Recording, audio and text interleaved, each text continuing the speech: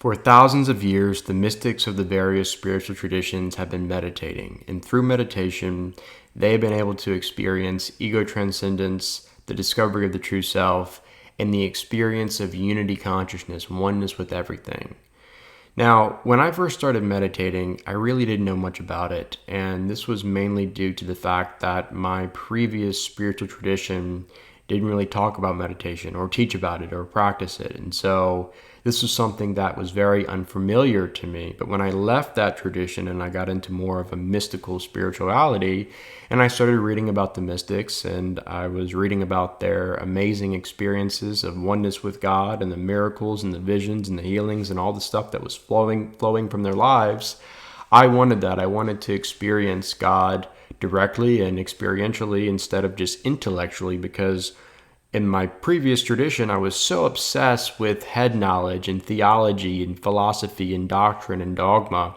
So I've got a bachelor's degree in theology because that was my passion. That was my life. It was just having the correct ideas and thoughts about God.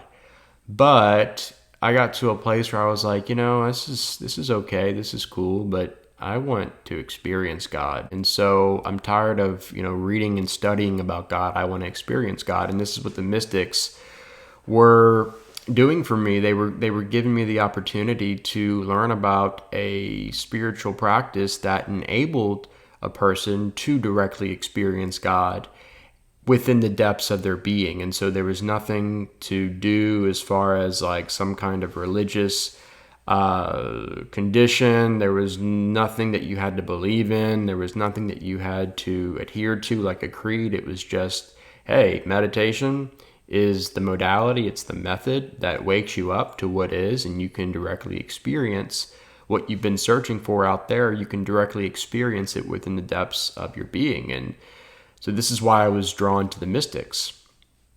But again, when I first attempted to meditate, I just couldn't do it. It was too hard. It was too far out. It felt like a waste of time. I'd start meditating and it'd be 10 minutes and then 15 minutes. And I'd look at my watch and I'd say, oh, it's been almost 20 minutes now and nothing has happened. I'm just sitting here. It's very distracting. The more I try to get quiet, the more I try to get still, the more my thoughts become active, the more my thoughts increase.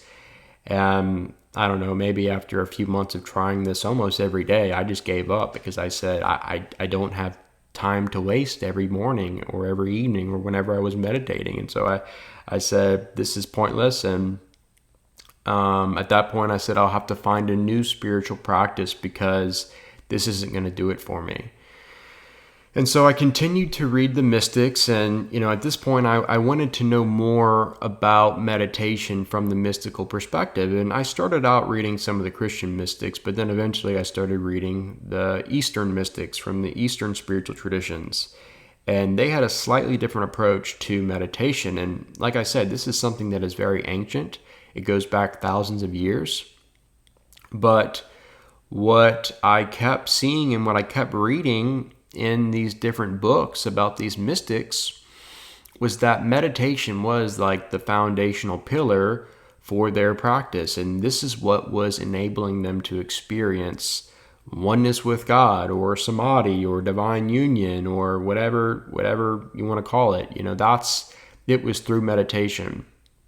And so I knew that there was something that I was doing wrong. There was something that I was off on, and I was really determined to give meditation a second chance. And I was really determined to figure out what it was that I was doing, what I was missing that was preventing me from experiencing what I knew I could be experiencing through meditation. And what was giving me the confidence, what was giving me the hope that all this was possible was all the different stories from the mystics.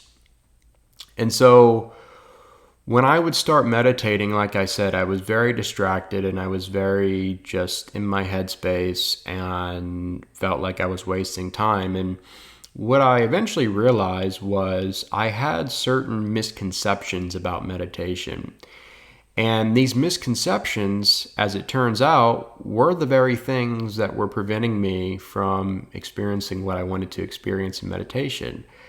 And so the first misconception I had, and this is probably the main misconception, was that meditation is all about trying to control your thoughts, or it's about trying not to think about anything, or it's about pushing away certain thoughts because when you're meditating, you can only think spiritual things. And so this was my major misconception. I would start meditating and I would be, like trying to control every thought that I had. I was trying to push away the thoughts that I thought were non-spiritual. And I was trying to attain this state of no thought. Like I would read that the Buddhist mystics were experiencing and writing about. And so I was like, okay, this is what it's all about. It's about not thinking. And when I stop thinking, but I'm still aware, I'm still awake, then that's when I'm going to have the mystical experience. That's when I'm going to have the experience of transcendence. That's what I thought. But as it turns out, I was wrong. I was really wrong, because what I learned from the mystics was that meditation is not about trying to control your thoughts. And, if you start meditating and that's your mindset and that's your approach, you're going to quit. You're going to give up because it gets very frustrating. The more you try to control your thoughts, the harder it gets. And you get to a place where you're like, this is impossible. This is not for me. I can't do it. I've got to move on to something else. But what the mystics were saying was that it's not about trying to control your thoughts. It's about being aware of your thoughts. And this is a big difference. And so being aware of your thoughts is simply watching your thoughts, letting them do their thing, letting them pass. It's like watching clouds in the sky. You're just watching them. They hang around for a little while and then they go away. And what you realize is that the nature of your thoughts is that they're always moving, they're always passing. And so some thoughts stay longer than others, right? But everything is moving, everything is passing. This too shall pass, and that is the nature of thoughts. It's like, watching leaves pass down a stream. They're moving, they're passing, they're coming, and then they're going. And so when you start watching your thoughts, the first thing that happens is there's this awakening, there's this realization that, okay, I have thoughts, but I am not my thoughts. I am what's aware of my thoughts. I am simply watching my thoughts. I am observing my thoughts. And in this, you see that, like I just said, you are not your thoughts. And for me, this was big because for me, when I would have a thought, I felt one with that thought. I thought that I was my thoughts. And I thought that every thought I had was coming from me. And so this was especially distracting during meditation because, I'm trying to be spiritual. I'm trying to meditate. I'm a meditator. And I'm having all these different thoughts and I'm thinking that I am my thoughts. And so this is distracting me from experiencing these deeper states of meditation. But when you become aware of your thoughts, there's this detachment thing that happens. And like I said, there's this moment of awakening where you see that if I'm aware of my thoughts, if I can observe my thoughts, if I can watch my thoughts, this means that I am not my thoughts. I am what's aware. And the more I would do this, the more I would just sit back as the witness and observe my thoughts. What I noticed was that eventually the thoughts would decrease and my mind would become still as I would just simply be aware. And this whole thing about being aware, there was something that was very peaceful about it because it was just like me being. It wasn't about me doing or trying to accomplish or attain something. It was just pure being. It was pure awareness. And so it was like a relief. It was like, okay, I'm meditating, I'm doing it, but yet I'm not doing anything. And so something about that was mystical in and of itself. And it was just like, okay, this is cool. There's a flow to it. I'm just watching my thoughts. And, if I stay here long enough, apparently it's going to take me into a deeper state. And it did. So I went from simply being aware of my thoughts, brought me from the beta brainwave state to the alpha brainwave state. And this is when I started to really experience that inner peace. And I started to notice, like I said, my thoughts were decreasing. And this stillness just out of nowhere started to arise from within me. And it was like the more I surrendered to that stillness, the more I surrendered to that peace, the more it would overtake me and it would bring me into deeper meditative states. So yeah, that was it. It was just pure awareness. So that's number one. The number one misconception that I had was meditation is about trying to control your thoughts. But as it turns out, it's not about that at all. And this is very liberating, especially if you're someone like me who's been meditating or who's been trying to meditate for a while and you've been stuck in the early stages because you've been trying to control your thoughts and you've been trying not to think, and it's so hard and challenging and impossible. Just know that you don't have to do that. And the way to approach the early stages of meditation is with awareness, not with control. Awareness is what leads to that deep inner peace. And this is what the mystics showed me. So I think it was Krishnamurti. He said something like, the ability to observe without evaluating is the highest form of intelligence. So think about that. You're observing, but you're not attached. You're not evaluating. You're just witnessing. You're just observing. And like I said, there's a grace to that. And it's liberating. And so that's going to bring you into the deeper states. That's going to bring you from beta to alpha and then eventually into theta. And so anyways, that's number one. The second misconception that I had about meditation was that meditation is all about gaining something or attaining something like a spiritual status or enlightenment. And so I was going into meditation with this approach of, okay, if I'm meditating is going to get me something. And if I don't get whatever I want while I'm meditating, then the meditation is unsuccessful and it's a waste of time.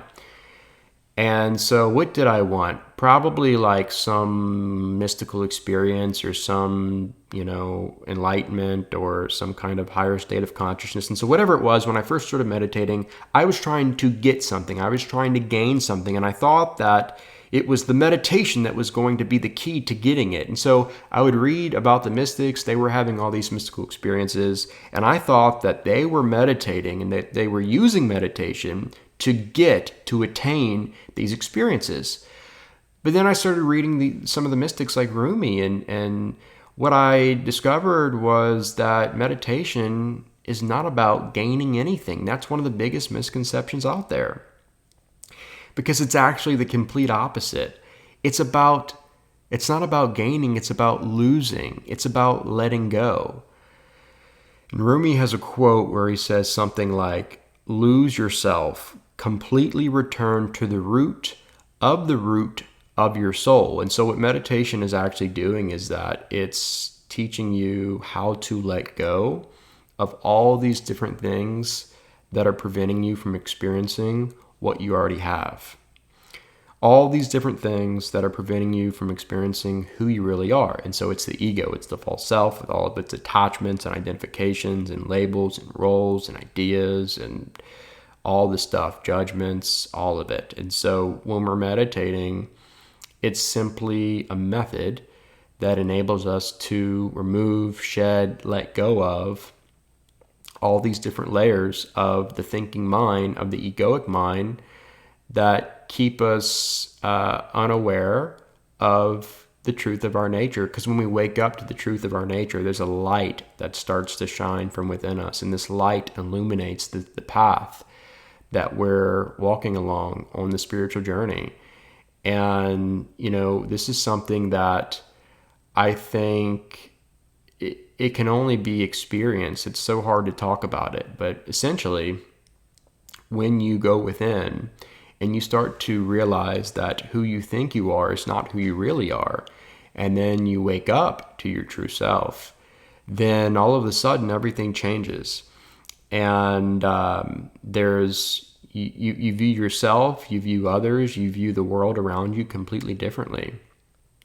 And, I think that the true meaning of transcendence, that word transcend just means to go beyond. And so when I used to hear that word transcendence, I used to think, it's about some kind of attainment of some higher state of consciousness, or it's about, some mystical experience, some kind of vision, some kind of miracle, some kind of, experience of unity consciousness, oneness with God. That's true transcendence. And yes, it is. But the mindset I had was that transcendence was like up there somewhere and I had to attain it, like through some kind of spiritual ladder. But again, the word transcend just means to go beyond. And so transcendence, true transcendence from the mystics, is actually going within. It's going beyond the false self, beyond the ego, beyond the attachments, beyond all the stuff, all the clouds that prevent us from seeing the beautiful sky, the emptiness, the spaciousness, the infinite, eternal sky. That is the true nature. That is the essence of who we really are. Pure consciousness, pure awareness, divine. And yeah, this is what meditation is doing. It's teaching us, it's training us how to let go of whatever it is that is preventing us from what we already have. And so I think we have this mindset sometimes of, oh, if I only have this, if only, or if I had more of this or more of that, then I would be happy, then I would be fulfilled, then I would be full of joy and peace and love and satisfaction. And so sometimes meditation can turn into that. It can turn into this thing where we think that by meditating, we are going to attain peace. Well, here's the thing. We could maybe attain some kind of temporary peace or temporary love or joy or fulfillment or whatever it is through meditation, but it's temporary, because if we're seeking it, if we're finding it externally, then it's not going to be the eternal truth of our being. And so meditation is actually what turns us inward to discover that the peace, the joy, the happiness, the fulfillment, all of that is inherent to our being. So Rumi said, "You are what you seek." St. Francis of Assisi said, "What we are looking for is what is looking." And so when you awaken to your true self, in that moment, in that experience, you are totally fulfilled. You are eternally fulfilled. And you realize that what I've been searching for out there somewhere has always been within me. The kingdom of heaven is inherent to your being. It's within you. It's not something that you can attain or get or achieve. Why? Because you already have it. It's always been true. In the present moment, in the eternal now. The mind, the analytical thinking mind, the egoic mind, keeps us stuck in the past and in the future. Thoughts that are attached to the past or the future. And as long as we're in the headspace and we're distracted by all the different thoughts of the past and the future, we're going to miss what's here, what's present in the present moment, in the eternal now. And that's why I said, really the main point of meditation is to be fully absorbed in the present moment. When we're fully absorbed in the present moment, then the veil is removed and we discover who we really are. And that is where true, ultimate, eternal fulfillment really comes from. And that is something that most of the mystics all agree on. Like Rumi said, you are what you seek. What you are looking for is actually within you. It's always been within you. So meditation is not about gaining it. It's not about attaining it. It's about letting go of whatever it is that is preventing us from experiencing what we already have, who we really are. Misconception number 3 kind of goes along with misconception number 2, actually. But misconception number 3 that I had that was preventing me from experiencing what I wanted to experience in meditation was this idea that meditation is all about mystical experience. It's all about the miracles, the vision, the bliss, the oneness with God, samadhi. It's all about some kind of transcendence where I'm leaving the body and I'm experiencing all these different planes of existence and reality, and I'm encountering all these different beings and angels. And look, meditation can absolutely lead to all of that stuff. It's all possible, and I've experienced much of it, but that's not the point of meditation. And here's the thing. If you're going into meditation with this focus of, I am meditating in order to have a mystical experience, then what's going to happen is you're going to be futuristic focused the whole time.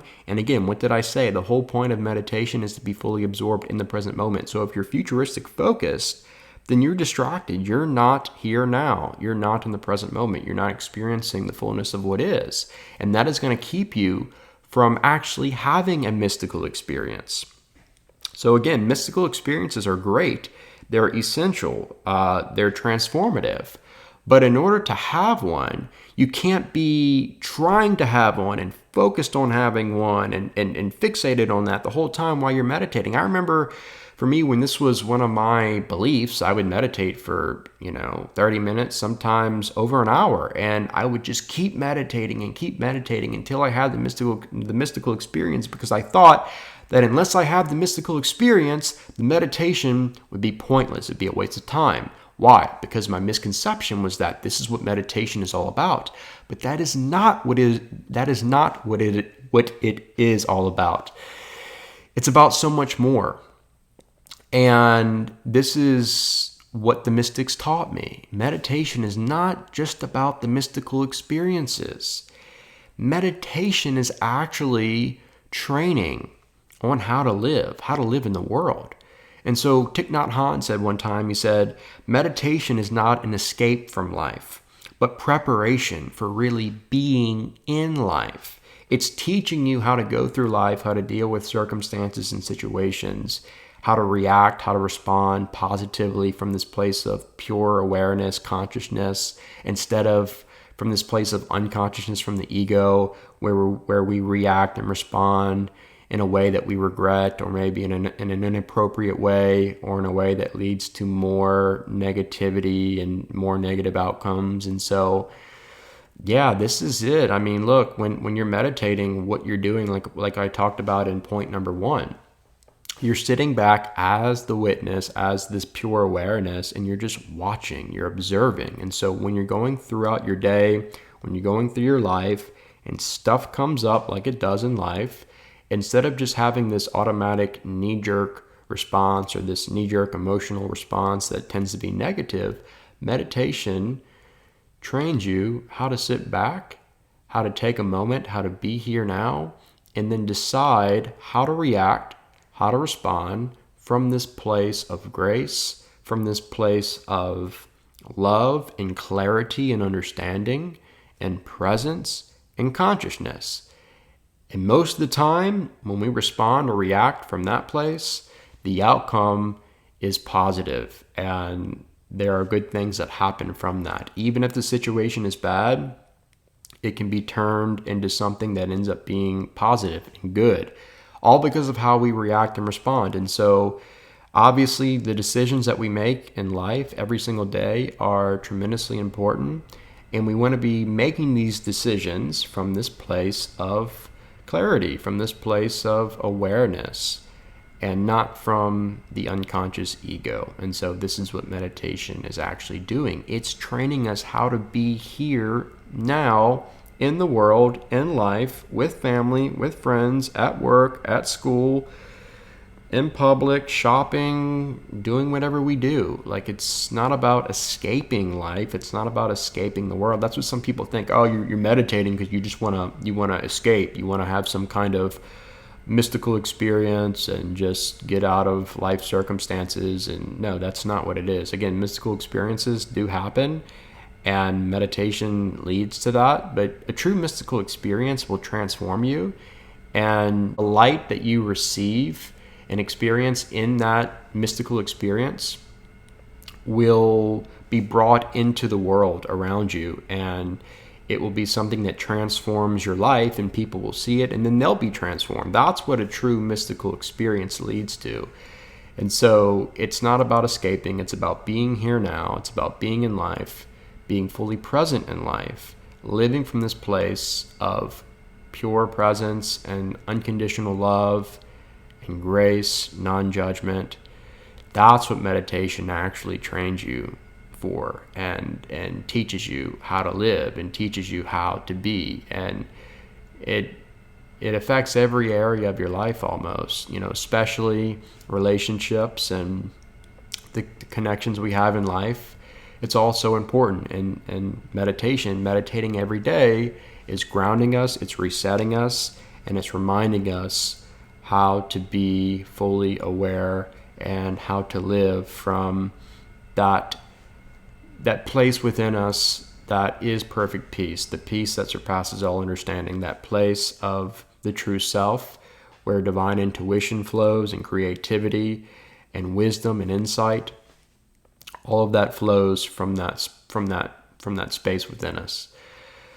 So yeah, all these misconceptions I had were the very things that were preventing me from experiencing the fullness of meditation. They were preventing me from experiencing what meditation is all about. And when I learned from the mystics, all of these different insights and truths that I've mentioned today, when I learned all of this and I applied these truths, these principles to my life, that is when I started to meditate correctly.